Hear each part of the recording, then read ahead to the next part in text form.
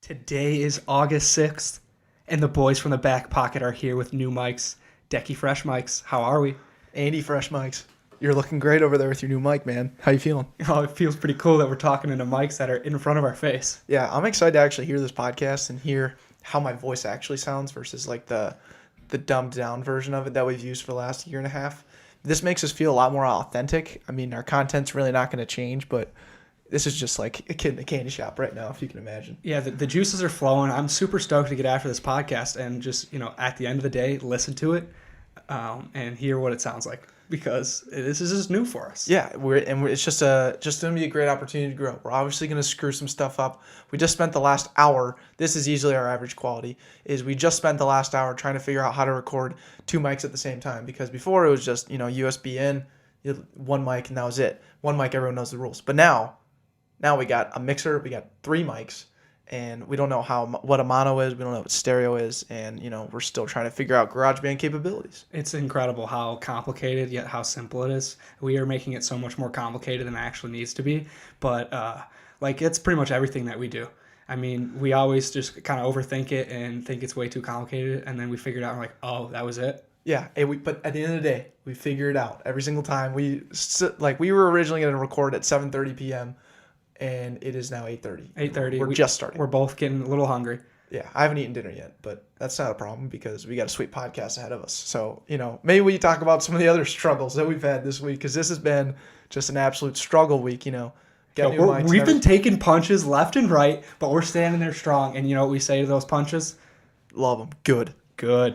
Some punches that I want to talk about, Google Hangouts. We've recorded an interview on this very episode with Keyen Lage. Lage. No, there's no G in there, I don't think, but I think it's just Lage. Lage? Yeah, let's stick with that. I don't know. I've never been the best at pronouncing names. Yeah, but that's your thing, man. That's your humility engine. It's very humbling. However, you know what else was humbling? The bandwidth on a computer when we recorded this the first time. So you're going to find out this interview was recorded twice, because on Monday of last week, we recorded this interview, and once we hit download stop recording on Google Hangouts, it condensed our hour interview down to 7 minutes because the bandwidth was struggling. Yeah, we don't know necessarily what bandwidth means, how it works, or how live streaming even works, but we've seen the issue come up online with other people, and we were like, Keyen's Wi-Fi, not very good. Our Wi-Fi, kind of good. I don't know. But at the end of the day, Andrew and I were just sitting there like shocked, like, oh man, we're gonna have to re-record here. Yeah, so we reached out to Keyen, and he was the man of all men, coming on a second time 2 days later on the Thursday of last week, and hit it home again. So, we tried to push out authentic content. Some of it had to be, he said some really cool things, so we asked questions to provoke those same things as last time. But that was all fun. I mean, he continued to impress us and continued to amaze us every single time. And I was so grateful that he accepted to come on a second time. He could have easily said, you guys took up way too much time, and I don't want to do this again, because... Or it's just hard to reschedule. Like, it's not easy to do an interview for an hour and then just the next couple days just make yourself available for that time. Like, that just doesn't happen. We're so thankful that Keyen made it happen. Another funny thing, too, is, like, we get these mics. Andrew comes back from, where were you, Savannah? I was in Georgia. Callaway Gardens, Georgia. Okay, wow. That's not what I was expecting. Anyway, you were there, and I pick you up. We get back. We found out that I forgot you had ordered the mics and everything. And yeah, I just had 3 unopened Amazon boxes. Massive boxes, and I did not even think about it. And Declan didn't open it. I was like, dude, all right, let's open it together then. But he didn't really realize he was saving it to open it together. Yeah, that's right. I mean, my stupidity ended up being like a sweet gesture, because then we got to open our podcast mics together, which was quite the experience. It was a podcast Christmas, absolutely. It was a Christmas in July for podcasters. Yeah, absolutely. Half Christmas was just recently. I think end of June is half Christmas. But what's crazy was, we come up here, we set up the mics. It's taken us now a whole week to figure out how the mics work. And we find out, unfortunately, the round table that we were cheering, praising, loving is not really that great. Yeah, so we have these really cool things that hold the mic up, and we have Mic stands? Mic stands, if that's what you want to call them. Yeah, I think that's what they're called. If they have a name, I don't know, but they're mic stands, and they have a C clamp, and it's our round table bows out, and It's got a fillet or fillet. It's a fillet. You Googled that one? That's just an engineering term, but it sloped down, so it's not squared off so that the C clamp can totally clamp to the top and bottom of the table. It can clamp entirely to the bottom of the table, but not as much to the top, which hinders the mic structural stability, I'd say. Yeah. So what we found out to be what we thought was the best table ever, and we thought we absolutely nailed it with this purchase. We had a little setback. We might need to buy a new table, but for now we're just going to Yeah, we're embrace just it. like kind of stretching out. We're like, Andrew's like, gotta go to another lady's house and bark down a price for a table on Facebook Marketplace. Like, Not happening. Yeah, but we'll get around to it. We'll figure it out. I want to say this table right now, I just don't think it can be trusted. I just don't think I could trust this table to take my alleged daughter on a date. Like, just can't trust a table, can't trust a guy like that. So that's where I'm at. That's where I'm at as well. But where I am at is, in addition to that, is the marketing intern spotlights have been an incredible experience thus far. We've done 3 of them, and they've all been so different. So different. I want to talk about the first one, Austin Doomer. I mean, you couldn't have asked for a better guest. And he came on here, and he'd been wanting to come on for a while, and we finally arranged a mutual time. And, what people don't really realize is how much he's helped us throughout this process, being an entrepreneur and being a guy. I mean, he's a sponsor of our show, but also he is a mentor of us. He's a sponsor of our lives. Absolutely. And I'm so happy that we were able to have him on and hear about his side hustle and how he calls it doable, but you can't do it by yourself. I mean, it was just super motivational, and I loved how he went out of his way to just double promote it on his end, and it ended up being a really cool experience for both of us. Yeah, I think that's one really key point is we weren't expecting much from it. We didn't really know what was going to come out of it, but the fact that, having someone promote something that they're on is like super effective for our side and their side. Like the cross promotional thing with the marketing intern spotlight is highly effective, which leads me to my next point of McQuaid Boo, our second marketing intern spotlight.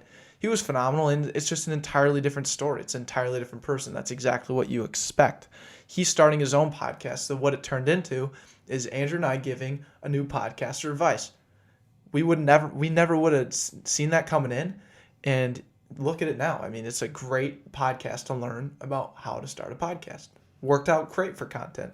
That's awesome. So thank you for McQuaid. And McQuaid benefited enormously. He just released, correct me if I'm wrong, his first podcast, or he's in the process of releasing his first podcast. The Understandable podcast. Yeah, and thank you, McQuaid, for coming on and reaching out to us. And then the third one that we did, Duncan Dahl, couldn't have been more uncertain about what to expect out of this podcast. I couldn't agree more. And what it ended up being was 30 minutes of locking in on new perspectives of someone, how they treat time. And I did not think that was going to be the case going into it. Right. I think that was a very, learn something new type podcast. It wasn't about Duncan's side hustle, or it wasn't about like his company that he started, but it was something that he was passionate about and where he's going in life. And I think that's a really big message to push out right now is you don't have to have a company. You don't have to have a crazy cool startup story or something like that. You just need to come on and you need to talk to us about your passion or what you're passionate about. Like, what were you saying earlier about, like, if you're passionate about, like, socks, then we'd love to talk to you about it or something. Like, it doesn't matter. Yeah, if you want to come here and talk sports. We never talk sports on this podcast, but we always talk sports off air. We'd love to talk sports with you. Why not? Why not? And Duncan was talking about how he went to New Zealand, fell in love with the people there, fell in love with the land, and now he has a desire to go back, doesn't know exactly when, doesn't know exactly how, but he's going to go back. And what he loved about it most was the polychronic time and how he took that and brought it to a monochronic society in the United States.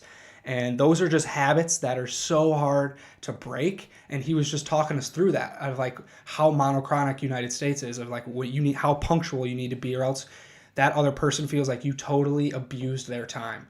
Versus when he was in New Zealand, he was talking and he went and he had a lunch date. He could show up 30 minutes late, an hour late, and he knew the other person wouldn't be disappointed because they had that expectation that they weren't going to arrive at that specific time, but they knew they were going to come eventually. So they were willing and they were mentally prepared to have something to do during the downtime that they weren't together. I love that. And I think one thing that needs to be mentioned too is just a monochronic society like United States. Like if you live polychronically in a monochronic area, you're going to miss opportunities. But when you go and immerse yourself in a polychronic society, you're not going to miss those opportunities. You're actually going to gain more. You're going to learn more by yourself, and you're going to immerse yourself in something that's so foreign.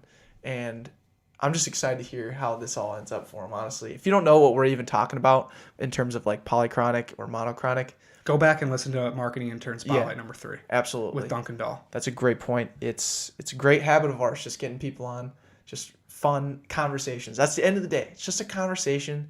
We're putting it out. We're just happen to hit record, and that's what it is. And I think we've had a lot of fun with it. Can't wait to see where it goes. Yeah, now let's talk about our habits, because the title of this podcast has something to do with habits. Let's decide the name of the podcast right now. Put us on the spot. Let's challenge ourselves. Come up with something cool. Habits. How about the habitual podcast? That could be the title. Living, I'm thinking like life of habits. What was it? Something that Keyen talked about too. We'll get to this in a little bit, but like reflecting on your habits.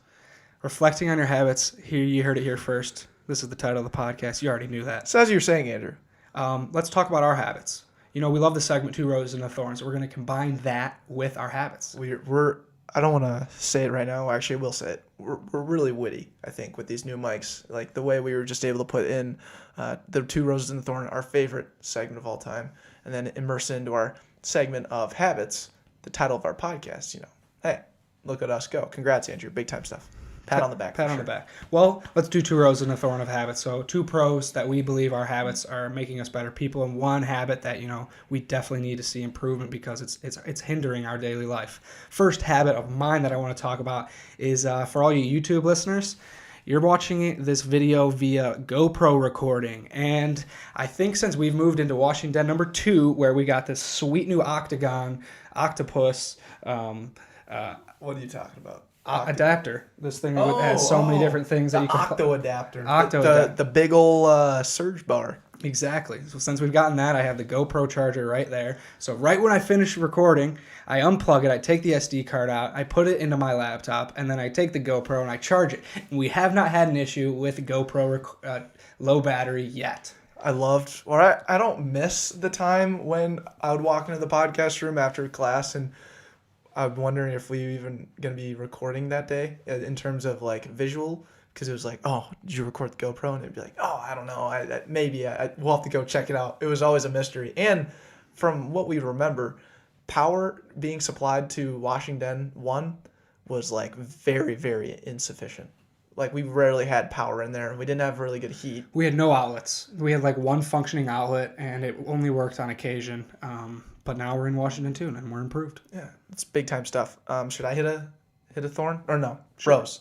I like just to point out that I think about content all the time. So when I'm at work, at my day job, I should say, content just comes to me. And I'm not trying to say that like boastful, but I'm just always so passionate about it. And that's my other rose as well. It's just I'm very passionate about the podcast, pushing positivity.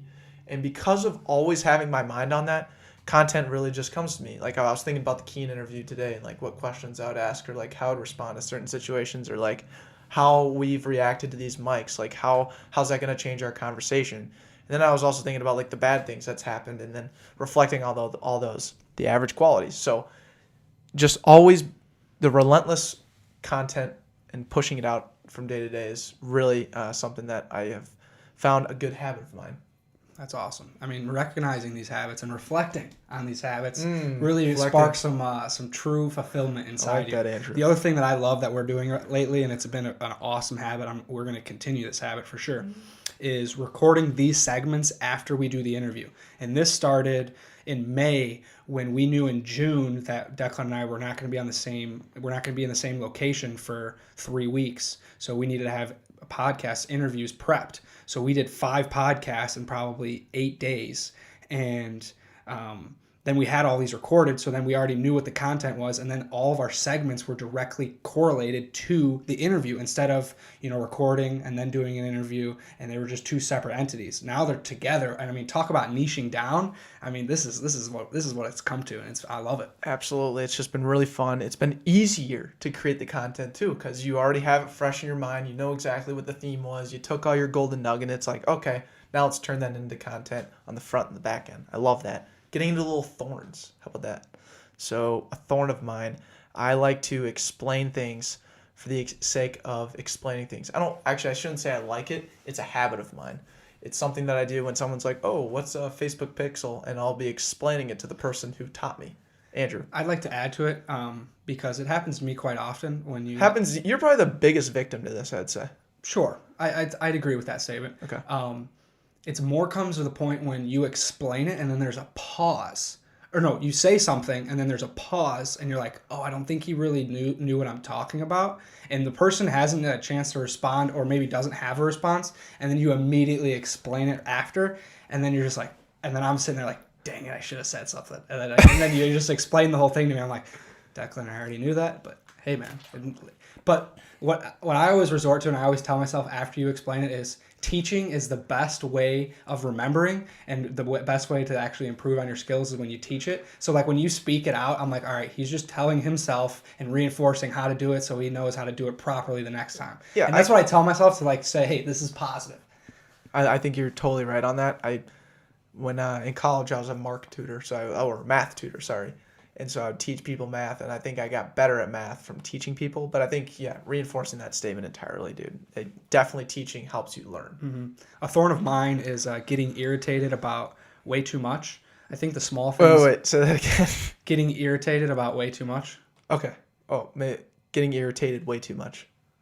Yeah, or just about way too many different things. There you go. Okay. Yep. Gotcha. I was confused on how that came out. The wording? Yeah. Yep. No worries. Like, just then and there, I got a little irritated with, like, you cut me off. But, it's inside me. I have these, like, little angry flames that come up. And I do genuinely try to, like, avoid these little irritations, but they happen way too frequently. If I haven't eaten properly or I need to get something done and someone or something's in my way, I just like the dog and just pees in my room and I want to go to bed. Now I have to go clean my floor and I get super irritated about it. But she's a puppy and I should just like be like, okay, it's okay, just clean it up and then teach the dog not to do it again.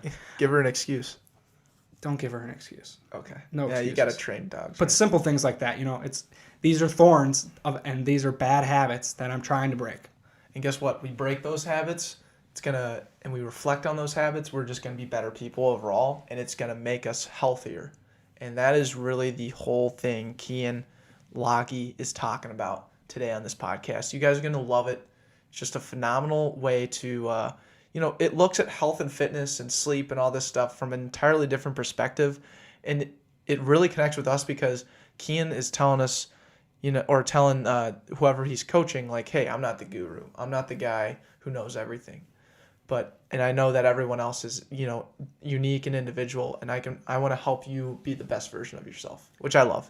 Keyen Lage has a strong mindset, a very strong mindset. It's a productive mindset. It's one that loves to look at things as an opportunity to be a better person, to be the best version of themselves.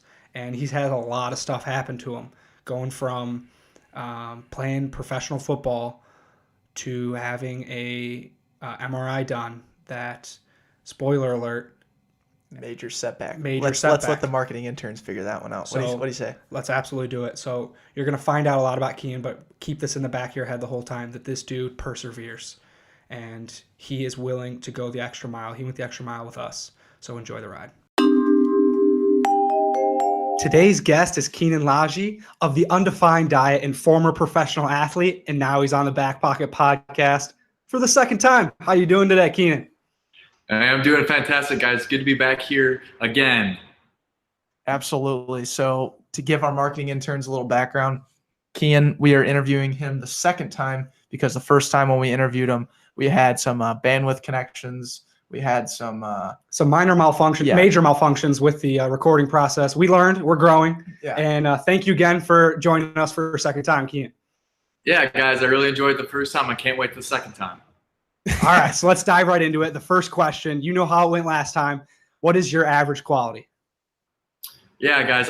Last time I said, there's two things I want to address. More of an surface level average quality and a more of an internal average quality. The surface level average quality, I would say, is being an entrepreneur, being able to properly manage my time, and being okay with not always working. When you're an entrepreneur, it's not like a regular 9 to 5 to where 5 o'clock your time's done and you can stop working. I can keep going all night long, and so trying to find that balance for me is really difficult. And so when I find myself stopping, I get slight anxiety saying, oh, I should do more, I can do more, I can do more. But that's probably the more surface level thing. For me, at a deeper level, I would say being more vulnerable. I've been working on that in the last 6 months, a lot more than I have in my entire life. Being from a place in the Midwest where it's good old conservative USA, where you gotta just put your head down, be a man, and don't really express your emotions, and it's not cool to dance, it's not really that cool to sing. And so a lot of that stuff was suppressed. I had a lot of internal drive to be able to dance more. I learned how to salsa since I moved down here to Miami, which is super awesome. Learning to be able to express myself more through the arts in this Latin culture I've been able to be immersed in since moving from South Dakota. So being more vulnerable and being okay with not always working, I think, are some average qualities. That's phenomenal. That's excellent. I love that. I think something else that needs to be talked about, men are typically not seen as ones to be vulnerable. I think that's a weird stigma that's very traditional and something that's always kind of been around. But for you, I mean, speaking of manly, your hair, phenomenal. For all the listeners right now, I'd like to describe it as a Fabio, a Tarzan. It's just a beautiful look. I wish I had that hair again. Thank you for, growing your hair out, Keyen. You look beautiful, man. And I got to do it for all the people that aren't doing it. For myself, back in high school and college, I used to rock the shaved head. I get the shaving cream, shave it bald. So since moving out to Miami, I had to switch it up a little bit, man. Yeah, and the last time I had engaged with you in conversation, or the first time we met actually, was 2 years ago at St. Thomas when you came to visit Jordan Roberts, and you had the shaved head. And then when Jordan was like, "Hey, Keyen started his own thing, the Undefined Diet, you got to have him on the podcast." And when I did my research and I saw you had the long hair, I was like, "He's a new man. I love it. He looks great." I can't say much I appreciate it, man. Dropping 35 pounds, feeling better than I ever have in my entire life. I might have been a really low body fat percentage then too, but that's where the awesome thing about the Undefined Diet comes in, is able to substantially decrease so much inflammation that I have when I was a lot bigger. So yeah, I got the long hair and a lot leaner and feeling better than ever. So excited. Did you ever feel a point where you felt, after football, after grinding for so many years, did you ever feel like, man, I just need to stop working out as hard as I did and just kind of take it easy, or, take a different path, like not squat 500, bench 300 and, do all those heavy lifts? Or have you just always kind of been nose to the grindstone? You love it. You're passionate about it. That's actually a phenomenal question. Ever since, I've been having a hard time getting motivated to be able to do that. And I kind of look at it, it's a situation, I'm like, well, what do I really have to lift heavy for? And I think a lot of people think that you have to go to the gym 7 days a week to have a good foundation of muscle, to be healthy. But that's a lie we're told. It's big industry. It's all these people saying they're trying to sell their gyms, trying to sell their programs, saying that you need to always be in the gym lifting weights. And that's not true. A lot of the days I do a lot of hot yoga. That's super enjoyable for me. I will lift weights. I do a lot of plyometric stuff, a lot of body stability and balance and functional stuff. I don't know if any of your users have heard of animal flow, but it's a lot of ground-based movements where you're in primal positions and you're forced to stabilize and balance in the air. And so ever since being done, I've kind of moved away from a lot of the really heavy lifts. And I'll deadlift and stuff like that sometimes, but just kind of immersing myself in as much as possible is the big thing for me, because I get bored really fast. So always switching it up, doing different stuff, I think is super important. And to get outside of the gym too. Like, you do not have to be in a gym, man. I preach it all the time. Is that you can go outside, you can go for a run, it's not confined to going to a gym. Whatever you enjoy is all that matters. As long as you're moving. Movement is king, and doesn't have to be lifting weights. Right on. So let's dive into your story. I introed you in as the founder of the Undefined Diet and a former professional athlete, but our listeners, we know who you are. Our listeners do not. So can you give us a little background of college to where you are now? Yeah, absolutely. I started off born and raised in the small town USA of Sioux Falls, South Dakota. I played the opportunity to play college football at the University of South Dakota, where I majored in finance, which has nothing to do with what I'm doing now. So how did I end up, creating the Undefined Diet? Rewind. I ended up having the opportunity to play in the NFL after my senior year of college, and I ended up getting signed by the Kansas City Chiefs. And then after that, I ended up getting cut. Because there was a couple injuries where they had to sign a lot of guys. And at that point, there's that period where you're working so hard for so long that there's that uncertainty of, okay, am I going to get a call again? Am I going to get a call? And so you're working your butt off. Everything you're doing is for this one goal, but there's no certainty. And so about, honestly, a week before I got another call from Kansas City signing me, I broke down to my trainer and I was like, man, I don't know if I can keep doing this. And the call came. Got a call from Kansas City to get signed, third preseason game in. They flew me out. They said, yo, Keyen, all you got to do is pass your physical, and you're going to play a ton of snaps in the third preseason game. They're like, hey, we got 30 tickets set aside for the Bears game, 30 tickets aside for the Packers game for your family to come to. We know your family loves to come to the games. And I was ecstatic. I couldn't wait. Then switching gears, I end up going to get my physical. And I had a couple injuries in the past, so they just wanted me to get, MRIs on those things. And I got my hamstring done, and I got my neck done. Thing about me is I get really claustrophobic in really small areas. So when I got my MRI done on my neck, I was unable to finish the MRI. I was sweating. I was drenched. I was like, I can't be in here anymore. I had to pull me out. And I told the lady I was having a hard time doing it, and she ended up calling the team, and the team ended up saying, hey, all we wanted was his neck's okay if he doesn't do it. Just send him on over back to the facility. And something inside of me, I can't really explain it. I know what it was now, but said, hey, Keyen, you have to do this MRI. And I didn't have to from the team standards, but something inside of me was telling me to do it. So I got myself hyped up, for about 20 minutes. I was walking around, got a drink of water, and I'm like, all right, let's do it. Let's do this MRI. And I ended up going inside, finished the 25 minutes of it, was drenched in sweat, breathing heavy, and I'm like, all right, this is awesome. I'm ready to go. I go back outside to the car, to the guy that's driving me around, to go back to the facility, and he gives me the news. He's like, Keyen, I'm taking you back to the hotel. We're not signing you. And I'm like, what do you mean you're not signing me? 24 hours before that, I got the call to say, you're playing. And he's like, I don't know, man. That's how the NFL works. I'm going to take you back to the hotel, and you're flying out tonight. And so at that moment, I didn't know what was going on. I was texting my agent. I was texting the team, wondering what's going on, and nobody knew.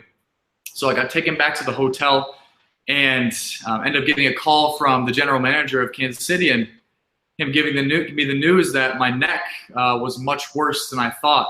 He told me that the doctors told him that if they would have cleared me, I was a 3.5 on a 4 on a risk factor scale to get paralyzed if I would have played. And I had no idea at this time. I had some stuff my senior year, but I didn't know it was this catastrophic. So got the news, and bawled my eyes out that night, man. Ever since I was in third grade, I said I was going to do this, and I was there. And literally in a 24-hour period, get the best news of my life and worst news of my life. So that was it. I was done. And it was very sudden and abrupt, but I had no choice to go back to South Dakota. And I said I was a finance major in college, realized I did not want to sit in an office all day and take that route. So I'm like, well, I'm not going to do that. So once again, internal voice kicks in and says, hey, I want you to ride your bike to the library and just read. And I did that for about 2 weeks straight. I rode my bike to the library, read for about 8 hours a day, and picked up every book I could. And eventually one thing led to another, and I picked up this book that changed my life. And this book was called The Biology of Belief by Bruce Lipton. And I won't get too in depth with what it is, but it's about something called epigenetics. And basically it talks about that the environment and our perception of our environment ultimately determines our health and our future. So it's not, determinism is dead. It's not our genes that control our biology. It's the perception of of the environment and our environment as a whole. And I'm like, I got to get in a position to talk about this, because all we're taught is that if our dad had this disease, we're going to get the disease. If our mom had this, we're going to get it. And it's a lie.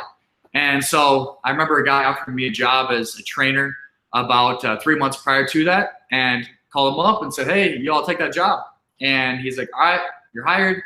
Long story short, I ended up climbing my way to the top of the company really quick and realized I was peaked out as far as all kinds of growth goes in South Dakota. And I'm like, I need to leave.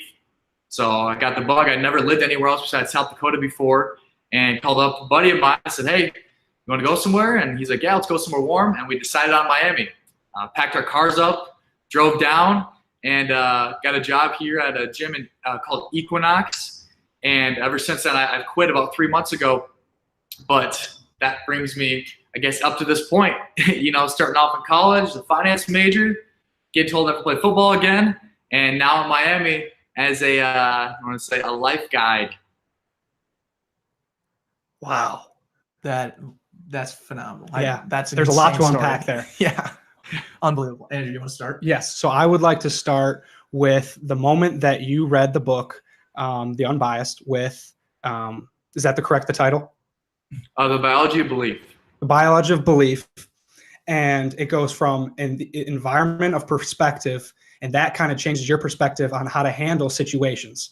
So now you're in Miami and you're creating the Undefined Diet. You're in the industry where, a lot of information's out there. You are a health coach, you are a fitness coach. How do you remain and in the forefront of changing that perspective to your clients? Yeah, as far as the mainstream goes, everybody wants to teach a quick fix. Everybody wants to say there's the overnight magical pill that you can take to get six-pack abs or eliminate potential disease, and it's a lie entirely across the board.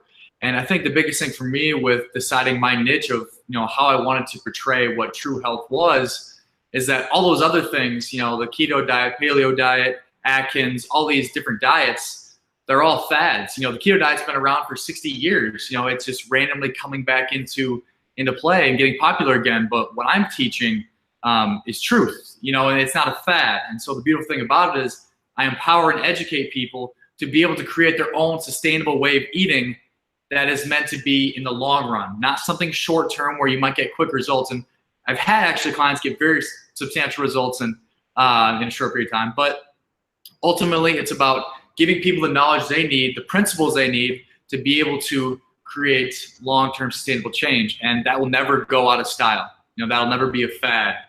It's the truth, like I said. So I think that's kind of how I've been able to stay at the forefront and almost be in a league of my own in regard to teaching this. There are a lot of other people out there that have a similar mindset and ideology as me, but we're not in the same category as these people that are teaching fad diets. So it's for the long run.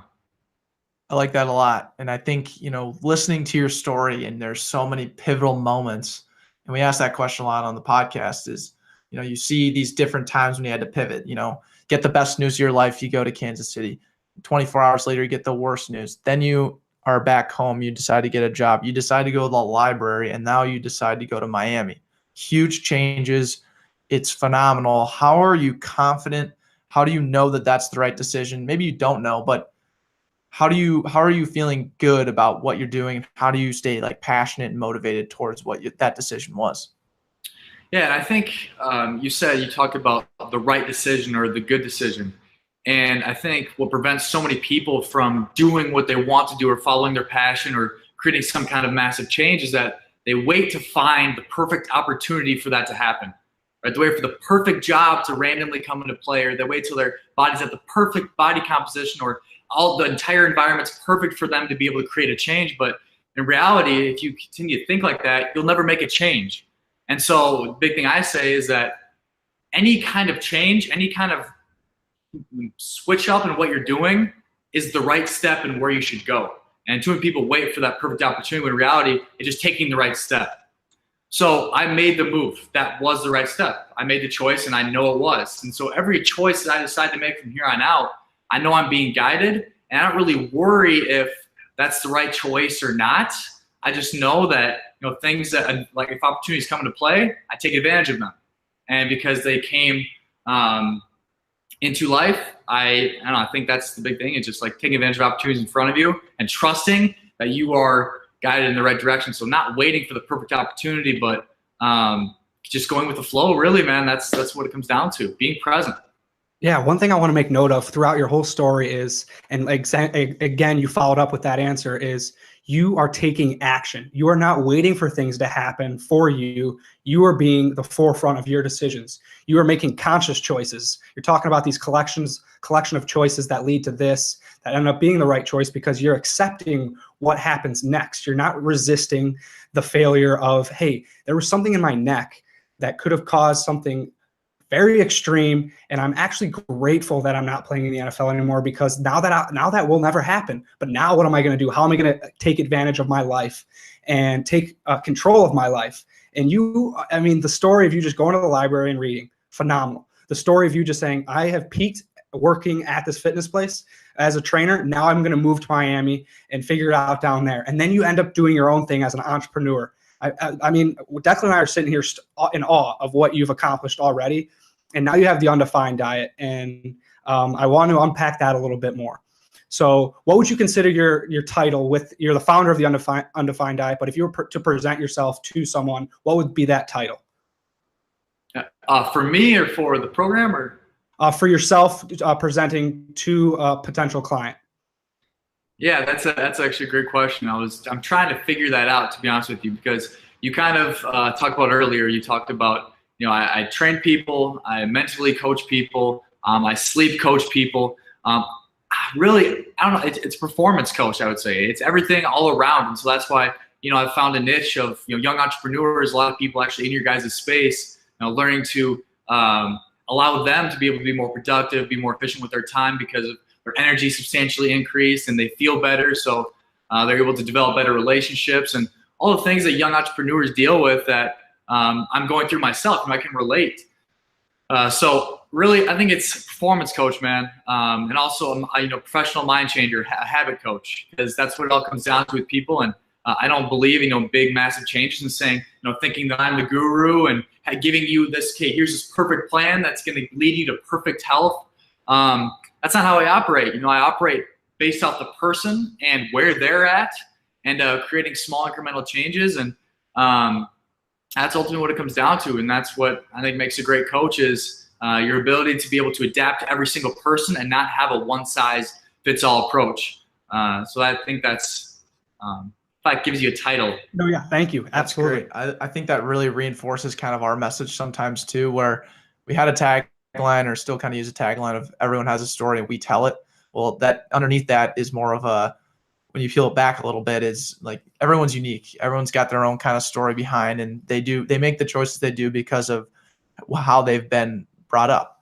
I think with what your diet does and accomplishes greatly is everyone's comes from a different background. Not everyone is you. Not everyone's kind of grouped into these different boxes of like a past athlete, or just a working 27-year-old. There's all kinds of different walks of life, and you are able to attack that and basically give people plans that they can accomplish it no matter where you come from. So I absolutely love where you're coming from on that. Why do you go with, you say this on your videos a lot. So like if we go to the undefineddiet.com and we sign up for your program, which I highly suggest all our marketing interns, when they click on that very first video, the one of the first things you say, and one of your biggest selling points, is that you're not a guru. Why is that your main selling point? Because when I proclaim that I am a guru, or I am something greater than anybody else, people put their confidence in me, and that's what happens too much. You look at a lot of major religions and people lose themselves in that. And at that time, they think, okay, I'm just going to take whatever this person says and take it as God's holy word, instead of being able to reflect and look within. They're looking for other confidence from the other person instead of within themselves. And I think a lot of times that prevents reflection. And so I'm here, and I've been given a message that can help a lot of people, but ultimately you are the only person that can help yourself. I'm not going to give you the magic pill, but I can guide you and ask the right questions for you to come up with the answers yourself. And I think ultimately that's what makes a great coach, is I kind of talked about earlier, is that not somebody that says, hey, you follow this or do this because I say so and it worked for me, but somebody that can be able to expose the answers for the person to be able to come up with the answers themselves. So ultimately, because I'm not a guru, you know, I was lucky to have people in my life that were very, very intelligent. They was able to pick up books that taught me a lot of information. I didn't come up with stuff out of thin air, you know, so I'm just the messenger. Yeah, that's something that we are trying to take in too. So you passing that message along gives me inspiration to continue to strive to that goal, because we always mention, like that first question we ask you, we're just average hosts, but this unique collaboration with people that come on our show is more powerful, and that's what creates the extraordinary. It's the combination of everything, and it's the humility aspect of saying, hey, I don't know it all. I want to learn from you, and at the same time I want to provide it to all of our marketing interns. So you passing that message along really helps continue for me to strive to what I want to do. And another thing I want to mention is you talked about reflection. We try to reflect on a day-to-day basis. Even on this podcast, we do a lot of reflecting. Where do you find that your clients have benefited most, or what times during the day do you feel like are the most beneficial for reflecting, and what kind of activities do you do to reflect? Do you recommend? Yeah, absolutely. And that kind of goes along. I talked about this last time with you guys, is that during my sleep coach, the number one thing that I teach to people is a form of meditation, but it's not the normal meditation that everybody's probably thinking. You know, most people are taught that you need to sit there and blank your mind. And the majority of the time people think just get upset and not even do it at all. But ultimately, instead of blanking your mind completely, the last thing you do before you go to sleep, you meditate, but instead of blocking out all your thoughts, I want you to acknowledge all your thoughts without any bias, without any emotion attached to it. And I want you to write down that thought. It could be a person, a place, idea, a concept, something that you forgot to do that day, something that you need to do tomorrow. But ultimately, when it comes to your head, I want you to write it down on a piece of paper and then eliminate it from your mind. Go back to your meditation state. The next thought comes to your head. Okay, write down a piece of paper. And eventually you get to the point to where you have all your thoughts from your head on a piece of paper, so you're no longer worrying about it at night and your mind's not racing. And I think, you know, especially in the space of, you know, the entrepreneur space, our minds are going all the time, thinking of new ideas, new concepts, and that's how we are. So I think getting it on a paper and saying, okay, it's out of my brain, I'm worrying about it tomorrow, is one of the best ways, one, to be able to fall asleep, but two, be able to, I think, eliminate a lot of anxiety and, you know, depressive symptoms, because you know, people get terrible sleep when they're constantly thinking, but they're able to get everything out on paper, so they're not worried about it. Nice. I love that. The reflection aspect, I mean, we've talked about it a lot. It's just so beneficial, and I think you're reinforcing that at every point. Do you have something to say? I do want to say something. So right full disclosure, we had this conversation on Monday, and then we recorded now 3 days later for the second time, like we mentioned in the beginning. So I have now done that reflecting thing for 3 straight days. I have a whiteboard in my room, and before I go to bed, I stare at the whiteboard. I'm like, what do I want to do tomorrow? So I don't lay down in bed and I start thinking about what exactly do I want to get accomplished tomorrow. And I write down Backpocket to-do list, personal to-do list, work to-do list. And then I write down as many things as I can think of. And then I'll lay down, and then like 1 or 2 more things will pop into my head. I write that down, and I've fallen asleep like a baby every single night. So I've already put into practice what you just talked about. And now I'm going to continue to do it. And I recommend all our marketing interns to continue to do that. Dude, that is absolutely amazing. It gets me so pumped, man. That's exciting. And the really cool thing about it is, you said you started off with, you're writing down as much as you could that was already in your mind. But the biggest thing a lot of people don't realize is that we spend so much time trying to come up with a perfect idea or perfect thing to do, or get all the stuff out of our heads by trying. When in reality, the perfect idea never comes to you when you're trying. It always comes to you when you're not, and you're being present, and you're not thinking, and you're just enjoying yourself. How often of the time does the best thought of the whole entire day come to you at the end of the day when you're laying in bed, trying to relax, you know, when you're not actively thinking? So I love that you added that part into it, because so many people spend so much time trying to figure out like their next creative idea, or the next thing they should do. But in reality, as long as you set that intention, say, okay, I want, you know, the thought of what I'm supposed to do later, my next venture to come into my head at some point, all you have to do is put it out there. It's kind of like prayer. You know, like if you pray one time, should you really have to continue to pray about it over and over and over again? To me, that's a lack of trust. You know, if you're continually praying about the same thing, you're not believing that what you're putting out there is going to come true. You know, so I think that's what it comes down to, is putting your intention out there about the next thing that you want to happen in your life, and then not thinking about it, because it will come to you. I guarantee you it'll come to you, just like those things came to you in that situation. I love that. That's phenomenal. Good work, Andrew. Proud of you, man. Thanks. Just biggest growth between what was that, 3 days ago? Yes. Crushing it. So kind of going towards the health side of things. So what are some of the biggest issues? Like, you have clients all the time come in through your doors, and they'll talk to you about their problems. What are some of these problems that are coming up, or are there any kind of trends anywhere that you're seeing currently? Yeah, absolutely. And what, you hear a lot of different things all the time, but ultimately there's one thing that almost all people's issues come down to. The reason why people aren't healthy, or they're making the effort to be healthy, and it's a lack of confidence. And I think that's happened because there is so many fad diets, there is so many false promises out there that people have tried over and over and over again, and they're afraid to fail again because they failed so much. Okay, I'm going to rephrase that. They haven't failed, the diets failed them, but they perceive themselves as failing these diets. And so that's why, when they end up getting to me, they're like, the last 3 times I've tried this kind of stuff, didn't work. But it comes down to not being, a lot of times, not having the confidence to be able to make that change. And so the big question is, how do you gain that confidence in yourself to be able to trust yourself, to know that you can make the change? And the foundation of all of it is making tiny, tiny, tiny incremental changes that lead to small victories. And so with a lot of the time, with a lot of my clients, let's say client A, who's 35% body fat, substantially overweight, hasn't worked out in a long time, they're starting at square one. The majority of the time, all I say is, all I want you to do is have a glass of water in the morning. That's it. That's all I want you to do. And now there's clients that are much more advanced, but for these people that have a hard time getting their confidence back, they do that one thing, they have that glass of water in the morning, that kickstarts their confidence. And so that's a little moral victory. They get that little dopamine kick.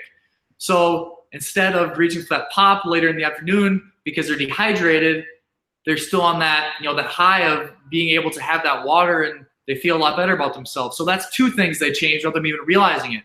And so that's why I say I'm not a guru. I just kind of expose the way people can gain those small bouts of confidence, because people are doing it themselves. I just get the ball rolling, and then I might give them, next week I'll give them 2 more habits to practice and work on. And they'll subconsciously create 4 more. So after 2 weeks, I've only given them 3 habits, and they've made 10. And so these small little moral victories are what lead to being able to make massive changes. And the problem is with the industry is that everybody tries to say, you know what, I'm done with sweets, I'm done with sugar, I'm done doing, I'm going to work out 7 days a week. And it doesn't work. It will never work because it's too big of a change for your brain. It's way too big of a change. It doesn't comply with your normal lifestyle. So it's all about making small incremental changes and realizing that it is a journey entirely. You will never wake up one day and say, I finally reached the pinnacle of health. I am entirely disease-free and will always be disease-free. That's why you can never beat yourself up. You're going to have days when you want to have a couple beers. You're going to want to have a candy bar, a cookie here and there, but that's life. As long as you're taking 2 steps forward and 1 step back, you're still gaining traction, gaining ground. And I want to throw a little tidbit in there for everybody out there. People love this little concept that I teach, so hope everybody's listening. You're ready for it. Locked in. Perfect. So in the instance when you do decide to have, let's say, a cookie or a piece of cake or whatever, keep in mind I said decide. You are not a victim to the cookie or cake. You decide to have one of these. At that moment, you are no longer able to feel guilty about it. Everything is appreciation, gratitude, thankfulness, and you are savoring the flavor of every single little bite of that cookie that you are eating, because the digestion of that cookie literally depends on it. Your mindset while you are eating a certain food will determine how well the food is digested. So if you're feeling guilty, you're stressed out about eating that one cookie, the digestion can be substantially hindered in the process. So if you are having an unhealthy meal, if you decide to do that, if you decide to have a cookie, be grateful, enjoy it, because your digestion depends on it. That's great. I love that. Win the battles to ultimately win the war. Love in the process, because the process will love you back. I mean, you're hitting home the the very beginning of how to change the mindset. I do agree with you on all fronts of a lot of these diets right now just force you to change massive parts of your plan, of your daily routine, and it's almost undoable. Only the people that are like balls to the wall committed, out of control, and that's the 1% are able to accomplish this and stay committed to it. But small things like having a glass of water in the morning, I've been doing that now for about 3 months, and it's incredible. Doing that before I have a cup of coffee, I feel like I don't even need the coffee because my body just feels rejuvenated right away. But then the coffee, I just love the taste of it, so I'm going to have coffee anyways. But I mean, just like small, simple things like that I've seen things change in my diet, and I do agree with you on all those fronts. Like small changes, it's so key. Absolutely, 100%. And that's the first time going to the gym. If you go one time in a week when you haven't gone for the last month, that's a win. That's a victory. And the biggest thing with having these small incremental changes is celebrating each one, because your mind, how it works is when you celebrate something, it gets a bigger kick of dopamine, so it starts to crave that thing. You almost develop an addiction to it. Our minds are creatures of habit, so whatever we feed into it, it's going to crave more. And if we're celebrating these small victories, it's going to make a huge difference. At the same time, get this is about to blow everybody's mind here, but with most of my clients, I don't even change the food. I simply change how they consume their food. And so what kind of like I said earlier is having a positive mindset while you're eating, regardless of what you're eating. But things like enjoying the company of people that you're with, that gets you into that, they call the parasympathetic state. It's relaxed and digest state, to where when you're with somebody you love and care about, your body's gonna be functioning much more efficiently than if you're stressed. So put away all of your work, put your schoolwork away, put your phone away, shut the TV off, and enjoy the presence of somebody that you love and care about, or a friend, because your digestion is gonna be handled much better. And I've literally seen results of people in terms of losing fat from simply implementing things like that. Slowing down your eating till you feel 80% full, applying all these principles. But the cool thing about these things is that they all come down to reflecting. You have to reflect in the moment when you're doing them. You're not mindlessly doing these things. And so in that moment, you're also realizing when you're slowing down and eating, okay, I feel a little more full, or okay, this food does not feel well with me.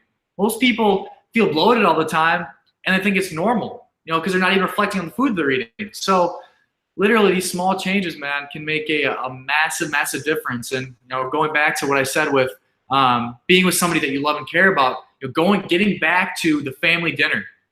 It is one of the most consistent things across all the people of the world that live the longest, is they all have big meals with their families and people of their community. And there is a reason why they do it. So getting back to that is huge.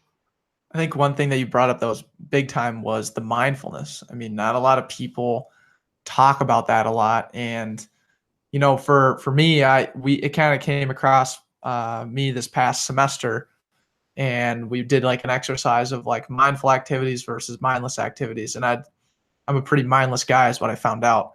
And I was like, wow, I do some like really boneheaded things sometimes just because I don't think about it. It's amazing how that small change of just identifying it and understanding that mindfulness is a big deal.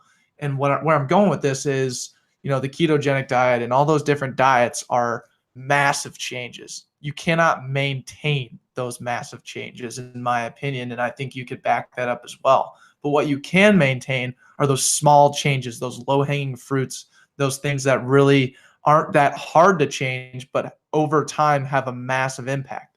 So I think just like the commitment right there to the process and maintaining, and just those small things. If you're able to commit to those things, it's much better. I like it. Oh, definitely. And two, also the thing with some of those ways of eating, the paleo, keto, these are forms of eating. When people have established a foundation for being able to actually create massive change in their life, those things can actually be very therapeutic for short periods of time. So not to say that, the keto diet is absolutely terrible, or intermittent fasting is absolutely terrible, because they both have phenomenal benefits, but trying to create a massive change at one time when your mind's not ready for it could ultimately lead you to failure. So I just want to, clarify that as well. One thing that you also mentioned that I have written down, and I am going to be using it all the time, is parasympathetic state. And I'm just kind of curious. I'd never heard of that before. And I'm kind of curious how you came about it. I just Googled it. And for all our marketing interns that want to know the definition, the parasympathetic nervous system is one of three divisions of the autonomic nervous system. Autonomic nervous system. Yep. Sometimes called the rest and digestive system.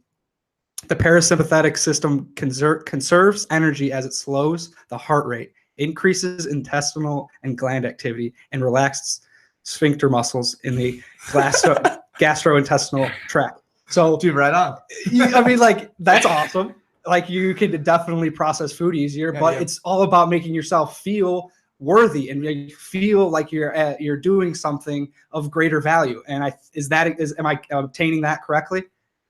Absolutely. And the biggest problem that we face as a society is that everybody lives in the sympathetic state, which is a massive stressful state, the complete opposite of parasympathetic. And you talked about, the intestines working more fluidly and, the loosening of the sphincter when you're relaxed. Well, we wonder why everybody's got a massive buildup of, people are having indigestion like crazy. People are bloated like crazy. People are having constipation like crazy.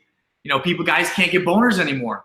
Because we're living in the sympathetic state that suppresses our immune system, right? People are getting sick a lot more frequently. It suppresses your reproductive system. Guys can't get boners. These reproductive cancers are at much, much higher rates than they ever have been, which the majority of them, you talk about breast cancer, you talk about testicular cancer and prostate cancer. Most of them are stress-driven, and people don't realize that.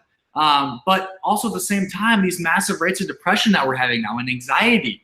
Your prefrontal cortex is massively suppressed when you're in this sympathetic state. You're in that stressful state. And so when you're chronically in that state, your body's going to rebel. So, I talked about your digestive system, reproductive system, immune system, and your thinking component of your brain. They're constantly suppressed. You're going to have all these issues. And the issues that I named are the issues that are plaguing America today. And we think that taking a pill of some sort is going to fix that. But when in reality, what the problem is and the root of the issue is a state that we are living in. And it's not the parasympathetic, it's the sympathetic state. So that mindfulness, that ability to be able to reflect on what you're doing so you don't make the same mistake twice that's causing you to feel stressed like crazy, are so, so important for all of those reasons I named. So it's crazy how it all works, but I could go off talk about cancer for a long, extended period of time, but it's crazy how the majority of it actually is much more environmentally and perception based. So it's clear that you are, always learning. You're always trying to grow, and the fitness, the health and fitness realm, the business, the market you are in is always evolving. How are you able to stay ahead of it, or maybe know the right thing? I know it's based on from person to person, but how are you as a coach trying to grow growing your own brand and growing yourself through learning?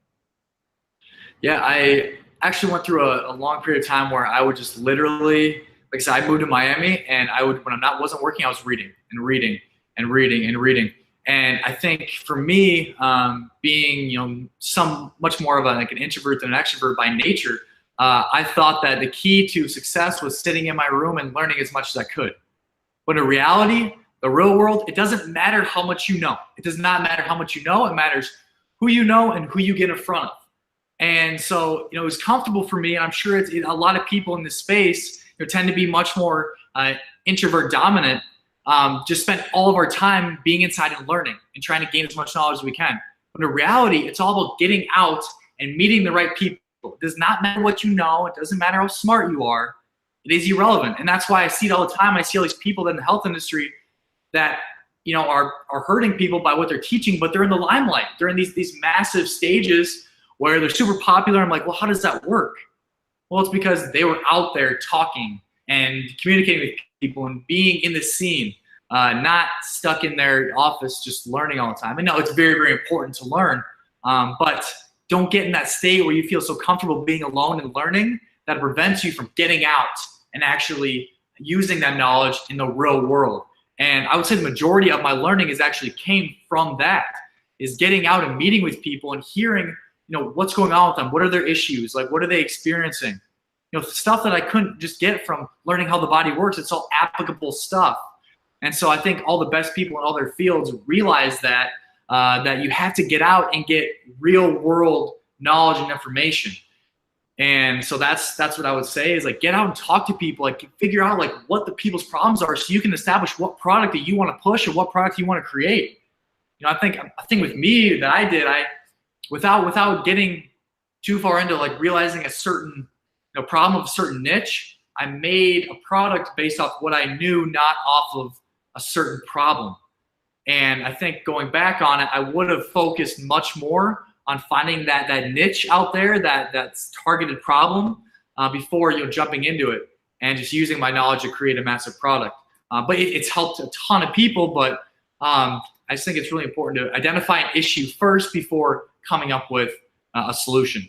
Really, Yeah, I think that's a really basis thing that Andrew and I learned really early on from one of our past guests, Phil Zhao. We gave him a presentation one time, and we started out the presentation. We got 2 slides in, and he goes, "Well, what's your problem?"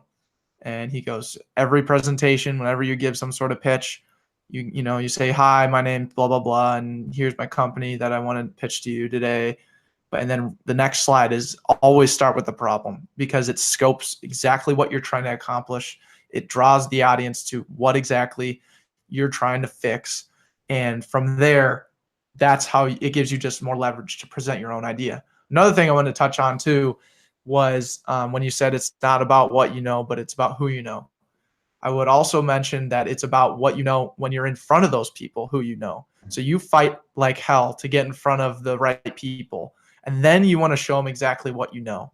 Like you're very educated and it's obvious from this interview, but no one's going to know that until you get in front of the right person. And then you're going to show him what you have and he's going to be like, "That's my guy.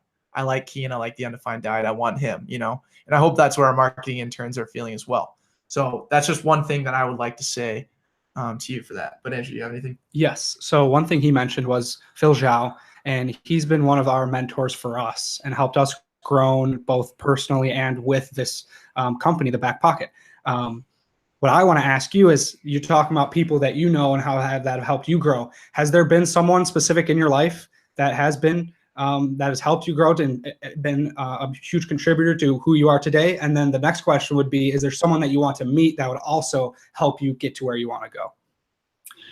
Yeah, I think for me, it's my mission to try to get in front of as many super smart people as possible. And literally, I think a big thing that people need to realize that there is no random meeting of anyone. And so instead of just like using people in my life that I already kind of know to use as mentors, I'm literally taking advantage of every opportunity put in front of me. And I think one of the least random situations that happen and occur with people that is probably the most uncomfortable is an elevator meeting. If you're in an elevator with somebody, there is a reason for that. You're meant to influence each other one way or another. And when that happens, when you just say something to somebody and say, "Hey, how are you doing?" That can open up and lead to a massive conversation. That's how I ended up getting salsa lessons. I said hi to a random lady in an elevator, and she was a huge dance teacher out here in Miami. And we started talking. She had a hip issue that I helped her with, and we bartered a little bit, and she helped me with the dance. And I learned a ton from her. So I think it's about creating those opportunities for yourself and using almost every single person in your life as an opportunity to grow in some way. If somebody is in your life and you're not growing from them, it might sound kind of harsh, but you have to cut the ties. You're going to have to, because what your potential to give to the world is being limited by keeping yourself in that state of no growth. And so every relationship you should be in should be a mutually beneficial relationship where both of you are growing. And I think a lot of people stay in relationships because they feel bad or they feel guilty for leaving it. But in reality, unless you have kids, your obligation to people is to yourself. And once you take care of yourself fully and allow yourself to grow and immerse yourself with a bunch of other people that make you better, you can cater to so many other people and help so many other people. So for me, I don't know if I'd say it was one person. I'd say it was every person in my life right now is people that can influence me positively in some way. And it's about taking advantage when those people are put in front of you, because they are not random.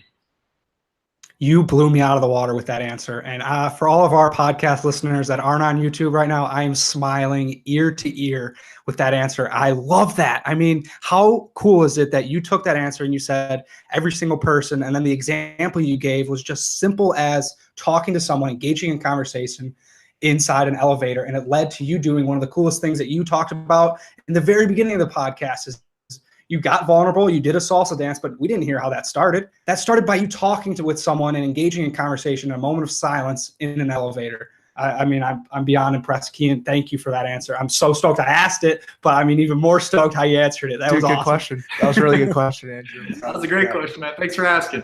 Yeah. Definitely. So another one here. We like to talk about failure on this podcast.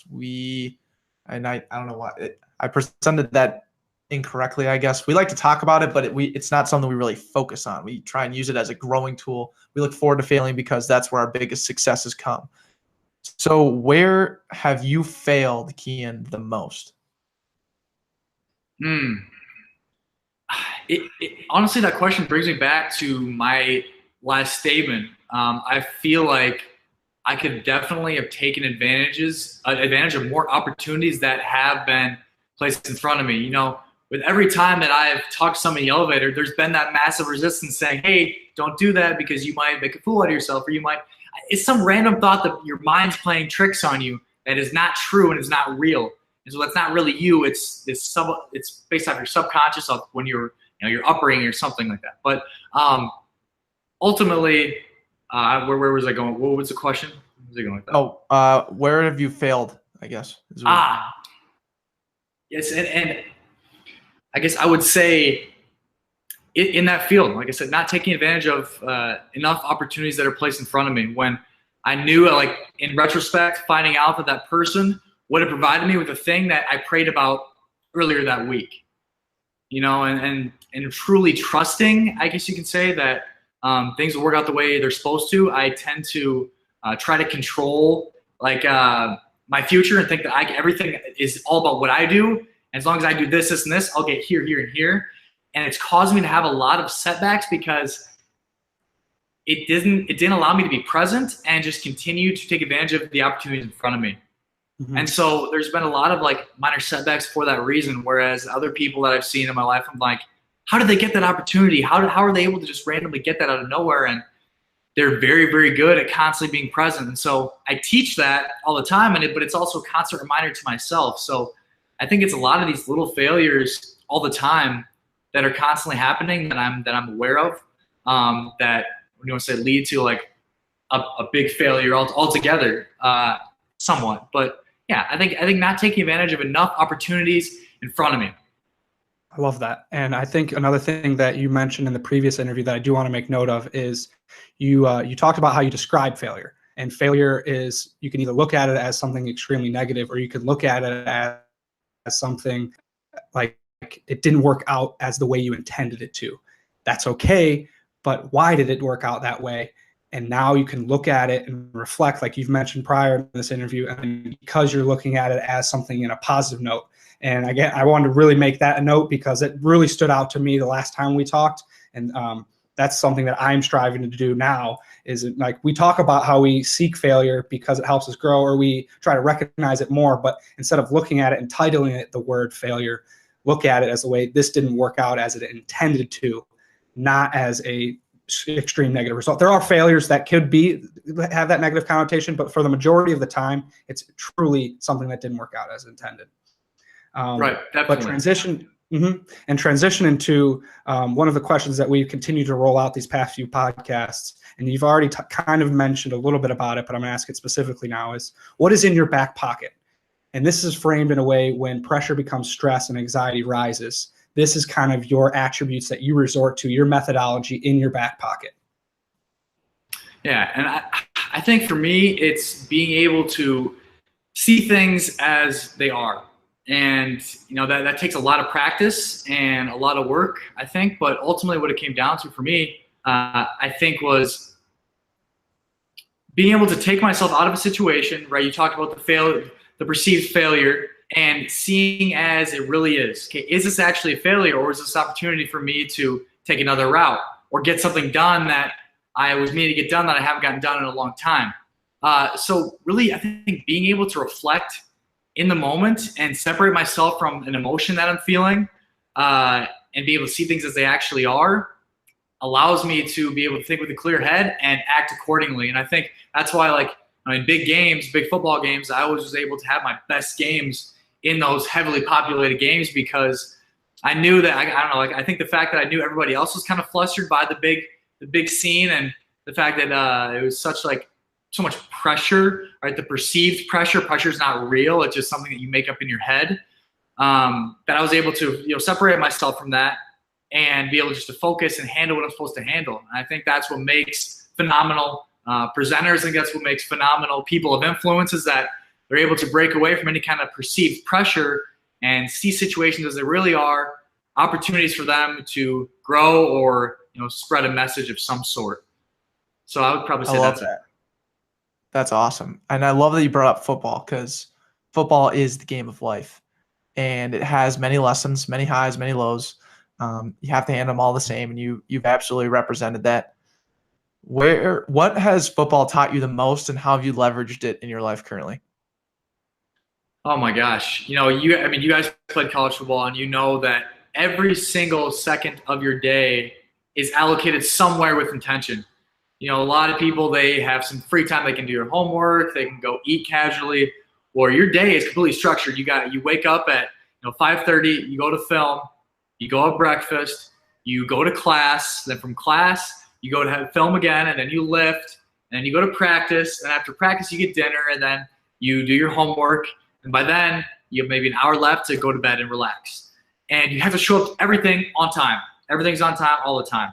And I feel like the real world doesn't feel as hard or difficult in that regard, because of all the insane amount of discipline that was taught and instilled in me. But also, too, I think for me, when I was being in a position of leadership, it forced me to go, especially on a losing team, right? We spent many years losing a lot of games, and having to constantly keep people up, keep people positive, keep people motivated, I think is extremely hard and extremely difficult. And to be able to maintain that positivity when nobody else is, I think that taught me more than anything. Being able to handle situation, handle hard times in a way that you will come out of it. We'll come out of it. It's going to get better. It can get better. It will get better. So time management, but also perspective, and being able to, get people to come back up to a state of like joy, and that we can handle something. Football, man, the game of life. I mean, it teaches you a lot, and the people that are able to utilize really what you learn in the sport, and really any sport for that matter, and take that to a professional setting or take that to a family setting, are doing really something right, because sports teach a lot, and the team environment, also individual sports, just kind of like the adversity, that's everything played into it, being intentional, having that perspective. That's very well said, and I just love hearing the answers of ex-athletes. And especially one at the highest level, playing in the NFL, having those talents, it truly hits home. And I hope our marketing interns take a lot from that. But the game of life, football, game of life. The back pocket also has a game. It might not be a life game, but is a game. Game alert. Game. Let's go. Yes, let's go for it. All right. So this one doesn't come as a surprise to you, because we already recorded once and we played that game, and we're here to say that we're playing the same game, because it was great content when we played it the first time. But our marketing interns are like, game, we don't know what. Well, I think I'm really tricky because I don't remember the game. So I'm ready for it. Here we go. So this is the game we call Backpocket Testimonials. And I'll start. And Please do. Basically just us telling you what our lives are like right now and where we're failing, and maybe a couple tips. How tricks. the Undefined Diet would handle these situations. Exactly. Perfect. Well said, Andrew. All right, so I'll start. Right now, I hate to say it, but I am in the midst of the Gary V diet, which, for anyone that doesn't know, it's just you get away with, eating shitty food and, staying up late, not getting good enough sleep. When I go to the gym, I don't really have much of an agenda. I probably once a week, and I'm consistent about that. But, that's either upper body, lower body. I'll go on a run one time because I want to, or, whatever it is. And then even worse, when I go to like the marketplace, when I go to buy food, groceries, I really don't have an agenda there either. I'm like, okay, might as well get some chicken, might as well throw in some veggies, rice, and then of course I gotta get Dots pretzels because they're the best thing ever. And then, it's just it's this reoccurring thing, and I work my butt off. I work like 60 hours a week, and it's overwhelming. But I want to know, like, what can I do first? What are some of the low-hanging fruits? Where do I attack? Yeah, I think I think it's pretty common amongst the entrepreneur population, and that's why I love working with people like you guys and people in that space. And to start off, I want to kind of go back to that chicken you talked about, just kind of a little paradigm breaker that a lot of people think is good, but actually isn't. Everybody's kind of taught to eat chicken and rice, but in reality, what most people don't realize is the chicken that they're eating is highly inflammatory. These chickens are pumped with steroids, antibiotics, are fed highly inflammatory foods like corn, soy, genetically modified corn, soy, and wheat. And so what chicken we're eating now is not chicken of what it used to be. And so the mainstream will teach you, hey, you should eat more chicken because it's a lean meat and it's good for you. But in reality, it's not. So there's a lot of people are very confused because there's so much conflicting information. That's gonna mess with a lot of people's heads. He's like, well, I was told my whole life the chicken's good. Well, that's most people. Like, is meat good or bad for me? Is coconut oil good or bad for me? Should I eat these vegetables? Should I eat these vegetables? There's so much conflicting information that a lot of people just say, screw it. And I don't know if you're in that boat or not, but a lot of people do. And so that's the second part of the Undefined Diet is breaking a lot of those paradigms of what people think is right and true, what actually isn't. But on the other side of it, I think really getting to you and from a subconscious level and getting you to realize how important your health actually is. And there's this theory, I'll get too in depth with, it's called the triage theory. And basically what this theory explains is that in the present moment, your body does what it can to preserve itself as much as possible, right? To live on and reproduce. So right now you may feel good. You might feel like you have the energy you need to go through your day. You might feel like, you're still lean, you're still healthy, but that's only short term. And so the body will sacrifice long-term health for short-term gain. And so what's not happening is when you're not feeding yourself properly and getting enough sleep and managing stress properly, is that all of the nutrients and all of the resources that it's intaking are being used to preserve itself in the present moment. And they're not clearing out plaque from your arteries. They're not worrying about clearing out garbage from your brain to prevent Alzheimer's. And so each organ in your body has a shelf life. And there's only so much damage you can put on it until it gives out. So health now does not equal health later. So getting into that mindset that, okay, I feel good now, so I can keep doing what I'm doing. It doesn't work. That's not true. And so that's what gets people in trouble in the long run. So I think having that kind of paradigm shift is really important. But also, too, for you, I think it's important to reflect on your upbringing and the habits that you've had going through your life and growing up. Those pretzels are probably things that you had when you were really young, right? I don't know. We found them recently because our buddy works at Target, and he's like, dude, you got to try these. And then this has probably been 2 weeks in. They're not healthy, but they taste good. Dots pretzels are phenomenal. It's North Dakota brand. It's just, I have nothing but great things to say. Well, I need to try them. There we go. But I think ultimately what it is though, with a lot of maybe the other habits that you have, for example, some people, they're taught to sit at the dinner table until they eat all the food on their plate. And so for the rest of their life, they continue just to eat all the food on their plate and not listen to their hunger cues, say if they're full or they're still hungry. And that prevents them from stopping eating. So I think for you, it's identifying the habits you feel like don't serve you and being able to reflect in the moment and changing the way you're doing that with this new awareness that, health now does not equal health later. And so reflecting on the habits you have. And so that's where from there, it's like, okay, I exercise. How much do you exercise right now? Like 3 to 4 days a week. 3 4 days a week? Okay. I say that's not bad. But in regard to, that's how I myself work out probably 3 times a week, tops, intentionally. But I think what it comes down to is shifting your mindset and being able to see things in a little different perspective to create change. Thank you. And that's the true undefined diet. I think that's what, I mean, at least what I'm taking away and doing my research, looking on the website and seeing everything. You really have tried, and you've done a phenomenal job. And I do believe this is your true mindset of passing that same message along, of perspective, of having these habits, but tweaking them in a way that brings a little bit more happiness, a little bit more fulfillment inside you. And that will ultimately lead to a healthier life.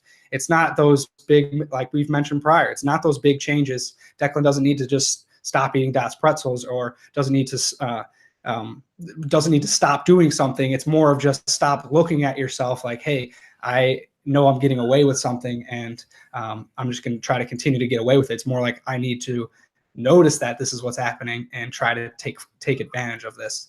And that's kind of where my testimonial is going to be headed towards the same direction, because I am 22 years old, and God blessed me with a fantastic metabolism, and everyone will look at me and be like, wow, you're really fit, and you must work out a lot, blah, blah, blah. And I really am just trying to stretch right now, because that's where I feel like it's my biggest flaw. And I haven't been in the weight room since football ended, and that's been about 8 months. And so I've just been doing yoga and trying to improve like my hip flexors and my hamstrings, blah, blah, blah. But I know that will help, but also not treating my body right will also take a hinder eventually. And one thing I've noticed very prevalent in my day-to-day life right now is my acid reflux. And it's happening with almost every food I eat, not just high acidic foods, but every single thing I eat. And it just gets stuck in my throat, and I have to burp like constantly just to make myself be able to like breathe fully. I just was curious if you have any recommendations, and try to like, can you fix me, please? Yeah, definitely. And that's the thing, is it's not going to be an overnight process, but I do have a program that's specifically designed for being able to heal and reverse that kind of stuff. But I can tell you right now, one of the worst things that you can potentially do is take an antacid. So anybody that has acid reflux out there and they take something to prevent the acid from building up and accumulating in your stomach, I would probably recommend not doing that and getting to the root of the problem. But also, when you take antacids, what happens is it prevents the release of stomach acid or hydrochloric acid to help break down the food in your stomach. And so when you cut off that supply of hydrochloric acid, that leaves food undigested, and it passes through the rest of your digestive tract undigested, causing a multitude of issues in your small intestine, into your colon, into your large intestine. So that's what happens when you end up taking these antacids, that over time it's going to cause a ton of bigger issues. And so, like I said, I don't have a ton of time to be able to get on here and talk too in depth about that. But if you guys have me on next time, we can specialize in talking about, indigestion. We can talk about bloating. We can talk about constipation. We can talk about that whole digestive tract and help, because everybody struggles with that stuff, man. Almost everybody does. But you may not realize that stress can also contribute to that quite a bit. But it's probably a lot of the food you're eating, and a lot of you're probably not even realizing. I talked about the chicken a little bit. It's the same thing. It's probably foods you don't even realize that could be potentially causing it to get worse and worse. Thank you for that response, and I'll take some notes. And I'm also we take pride in this. We love verbal handshakes.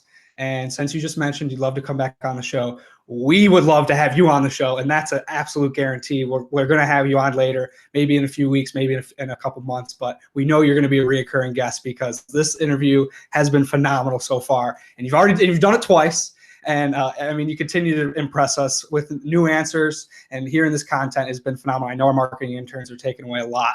So let's kind of wrap it up and get to the back end. We have 2 final questions. Is that cool, Deck? Dude, for sure. Awesome. All right. So the first question puts the ball in your court. Do you have any questions for us? I think probably the question I would have for both of you guys is, obviously you guys took the leap and you're doing what you love to do, right? You're podcasters. So people talk about all the time. You're with your buddies, kicking it, hanging out, and you talk about, all this conversation we just had, we should start a podcast, man. What influenced you guys, and what got you guys to the point to say, let's actually go through with it? Because most people talk about it but fail to take the action step. So I think for everybody out there, like, what did you guys do to finally get yourself to the point to say, let's do it, let's take the step? I think so. We initially got passionate about podcasting when we were going into junior year of college. Andrew and I both listened to Pardon My Take. And for people who don't know that show, it's just 2 average dudes who talk about sports. And they started, with a decent following in Barstool, but now they've exploded to like one of the top podcasts. Still the same two average guys that are just really, really funny and really passionate about what they do. Andrew and I listened to that in our cubicles and our internships over summer before junior year. We came into junior year, and we had always had this connection of not always being given what we wanted. Where in football specifically, where it's like, we had to really work to get to where we wanted to be in the St. Thomas program. So we automatically generated that connection through the weight room in the off season and even in season. And we really developed a good relationship there. And we really thought like, okay, if these two guys can do it, we can do the same thing. We just got to commit to it. So we, took a 6-month hiatus, 6 weeks, 6 weeks. Sorry, not 6 months, 6-week hiatus, came back second semester of junior year, 2017. Yep. February of 2017, we scheduled the time to go to Best Buy to buy a mic.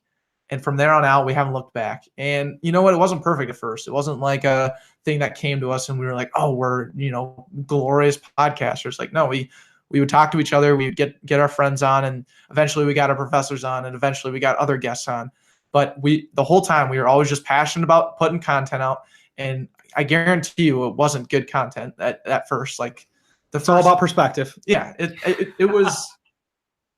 It's laughable to us, but to you and to other marketing interns who haven't heard our very first podcast episode, definitely go back. You might actually learn something. But back to the point, we just put that content out there. We were passionate about speaking into the mic, and we just did it. And we continued to do it. And that's pretty much how we started, and we've continued on that progression upwards ever since. And the passion's always been there, and it's always going to be about the passion. Mm-hmm. And we get this question a lot, and I do appreciate you asking because I do like answering this question, and I'm showing our marketing interns how it started. And it started with that first action of the $40 purchase of a mic, and now look at us. We have these cool mics, using them for the third time. Not to brag, 19 months later, we got new mics. But another thing to note is Declan and I, we started our friendship, and we gained a friendship through hardship. It was on the football field. We both did not see the limelight in the way the starters did. We were role players, scout team players, but we worked our butt off, and we did not care if someone showed us that recognition or not. We knew we were working as hard as we can, and one day it'll pay off, whether on the football field or it'll pay off somewhere else. But we loved the game, and we loved moving forward, and that has transitioned exactly to this podcast. We knew right from the start that we were going to be at the bottom, but we started to put out content, and then we fell in love with it, and it's just been an uphill battle since then. No matter what anyone says, if we've taken downward spikes and going back up, to us, it's been an uphill battle of just saying, this is what we love, and we're going to continue to push content out. And I mean, other guys that are starting a podcast, it doesn't have to be perfect. It doesn't have to be behind a mic that looks like this. It could be recorded on your phone, but just record. If you want to start a podcast, if you want to start anything for it, Keyen has spoken the message through and through, and we want to continue that message of take action, trust what you're doing, and look at it as a way of growing and not as a way of just like, I'm struggling with this. But you are a perfect example of, and it's kind of very similar to us, of saying something did not happen, or something happened to us that we did not expect, and it was kind of negative. It was very negative. You got told you were never going to play football again, and at a professional level, or when you made it to the professional level. And then you had to make an adjustment and figure out, adjust and go and move forward. And so your message speaks through and through with our message. I'm so happy that you came on. But now we'll finish with this final question, is a question that continues to push this message of just learning. And it's a question that is, what did you learn today from the time that you woke up to when we're recording right now? Today, I think the last couple of days in particular, I've been putting some things off that I should have done and finished. And I think everybody does this. We have little things that we forget about that we should be doing in order for us to move on. And I think every day it's a learning process of getting those things done that you have to get done for you to move forward. And so I think it's a continual learning process, and it's not second nature for me yet to do that. But I think that's one of the best skills that people can learn, and that's why I'm working so hard to do it and get it done, is learning how to consistently get the things done that you identify as the most important, and not use all the other things around you as not thinking you're being productive, but you're not actually being productive. Or you might be responding to text messages thinking that you're being productive. You might be getting on Instagram and, responding to messages or talk to people and they think you're being productive. But you're actually avoiding what you actually need to get done. I think everybody does that all the time because our minds feel safe and comfortable doing these normal things that we perceive as actually making strides. But learning to get the stuff done that needs to get done and identifying them is what I've learned more from today. Excellent. I love it, man. Just great messages being pushed across all platforms right now. And one thing for the marketing interns that they need to know is not only have we interviewed you once before and it went sun up to sundown, but we are now interviewing a second time and it has gone from sun up to sundown. Content never sleeps. Content never sleeps, man. People will take vacation. People will, go on trips with their friends, but content will never take a day off. Never. Always. I love that phrase, man. I'm going to use that. I'll let people know you told me too, so I'll pay you $1 every time you use it. Thank you. CC, the Backpocket, always, man. Thank you so much for coming on. We appreciate your time. Absolutely, guys. Thanks for having me. And as always, I'd love to come on again. I can't wait.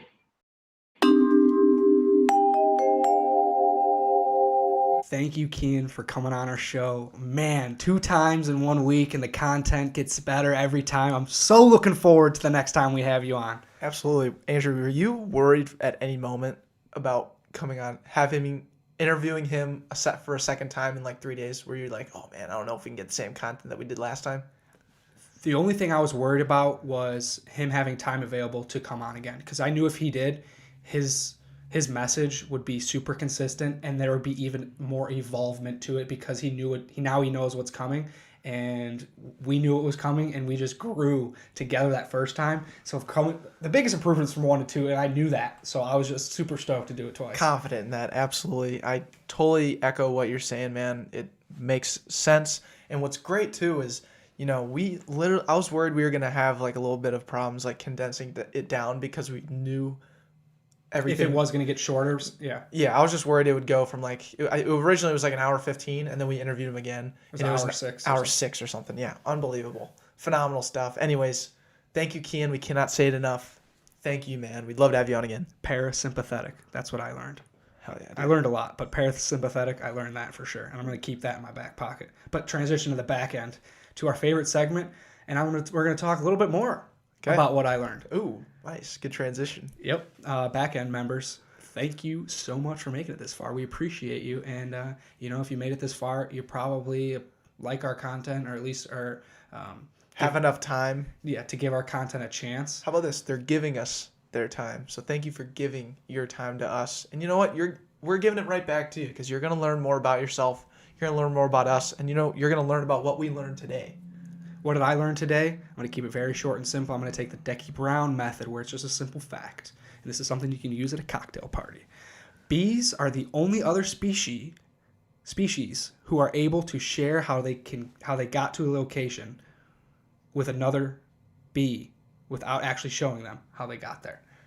Does that make sense? Yeah, that makes entirely sense. What is it? Do you know what that thing is that allows them to communicate? No, but us humans be like, it can tell you like Snapchat how to get maps, or you GPS. can even just be like, Declan, this is how I got to this place. Versus a dog would have to go to the other dog, take them to that place, show them there, and then they know that trace location. the path. Bees can just do what I just told you, like this is how you're going to get there. Yeah. Through their antennas. I'm going to do some more research. Through their wings. Yeah. I'm curious as hell on that because I want to know how they communicate. You know who probably knows is Matt Heron because he just knows everything, our roommate. He knows everything. So here we go. What did I learn? I learned that I am, and this is kind of what you do, talking about like in the moment, what are you learning right now? I'm eager for Gary V, man. You just went there and you hadn't had a chance to talk about it because. Right. Oh yeah. Cause we're recording a couple days. The day before. Okay. So, oh man, now I can't really talk about that, can I? Can we Please. just talk about next podcast? We'll definitely talk about next podcast. Let's talk about how excited you are. Yes. Okay, so here's pre-decal Gary V. Go. All right, so I'm eager for it.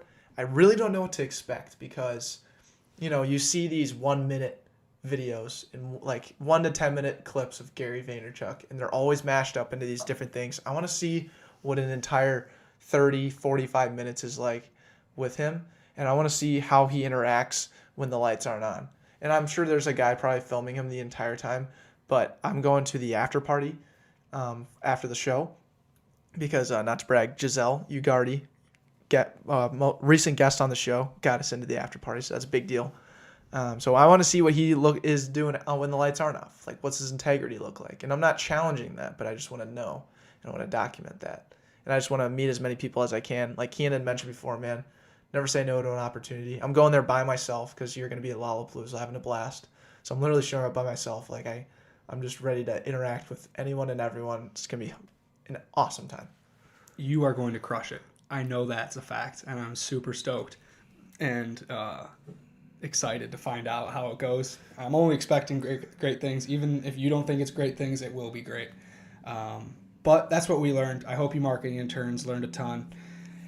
Let's transition to a positive note and finish off on a positive note. One thing that I do want to duly note is the GoPro has been cooking for 20 minutes and has not stopped recording. Let's give it up for the GoPro. Give it up for the GoPro. Thanks, GoPro. Let's give it up for these mics because I feel like we're sounding pretty damn good, and I have them a blast, kind of like tilting my head and like looking into the mic. This just feels like more like a podcast now. I don't know if that's we've run a podcast for a year and a half, and that is a podcast, but to us, this is like I feel like my voice inflection is just through the roof right now. I'm like I'm going high to low, and I'm speaking really loud at times, and then Unique New York. Unique New York. Oh, now brown cow. You know that Peter Piper picked up pickled peppers. Ooh, nice, dude. That was sick. All right, let's get the feel-good story. You know what never sleeps? It's content and it's freedom. I got a little bit. I got a little bit on this. Please. So, people, they'll go on vacation. They'll take time off. They'll go hang out with their friends. They'll go have a lot of fun. You know, do what they want, do as they please. But content never takes a day off. Always remember that. And you know, Keyen, when we said that to Keyen, I think I said something like that, and he wanted to use it, and I was like, wow, I kind of just made that up. It's a pretty rewarding feeling. Yeah, I was like, all right, cool. So we got to reinforce it now, and you know, in the feel good story, there is just like, oh, I feel good about pushing something out that someone else will use, and I hope our podcast, our marketing interns, take the stuff that we say seriously at times. I hope. And apply to their lives, and then go tell other people, which is exactly the role of the marketing intern. So, anything to add on that? I love you, marketing interns, and I know that you guys, and I want to reinforce this again, I know that you guys have been doing your part and spreading the word of mouth, our favorite way to market, really our main way to market. And it's been super cool going through these 19 months with the Blue Snowball, and now being able to record on these things, the growth that we've had. It's been fantastic. I love this process, and I love being on this podcast with you, Declan Brown. Absolutely, Andrew. I'm thankful for you. Thankful for the marketing interns, man. Can't wait to where this rocket ship's going, man, because it's going pretty fast. So, take care. Hope you guys have a great one. Podcast 62. See you then. Love you guys. Take care.